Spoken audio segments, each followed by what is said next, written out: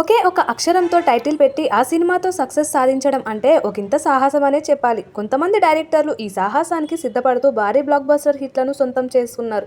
ఇంతకు ఆ మూవీస్ ఏంటో ఈ షాట్లో తెలుసుకుందాం రండి. పోయిన ఏడాది రిలీజ్ అయిన కా సినిమాలో కిరణ్ అబ్బవరం గారు హీరోగా నటించారు. ఈ సినిమాకి సుజిత్ సందీప్ గారు దర్శకత్వం వహించారు. ఈ సినిమా మంచి టాక్ సొంతం చేసుకుంది పోయిన సంవత్సరంలో. ఇక 2022లో విడుదలైన బ్రో సినిమా కూడా మంచి టాక్ తెచ్చుకుంది. ఈ మూవీలో కళ్యాణ్ గారు మరియు సాయి దుర్గా తేజ్ గారు హీరోలుగా నటించారు. ఈ మూవీని సముద్రకని గారు దర్శకత్వం వహించారు. నంబర్ 3 ఐ సినిమా 2015లో రిలీజ్ అయిన ఈ సినిమాలో విక్రమ్ మరియు అమీ జాక్సన్ గారు నటించారు. ఈ మూవీని శంకర్ గారు తెలుగులో ఐ మనోహరుడు అనే మూవీ టైటిల్ తో తెరకెక్కించారు. నంబర్ 4 సై మూవీ. ఈ మూవీని 2004లో రాజమౌళి గారు దర్శకత్వం వహించారు. ఈ సినిమాలో నితిన్, శశాంక్ మరియు జెన్నెలియా ముఖ్య పాత్రలో నటించిన విషయం తెలిసిందే.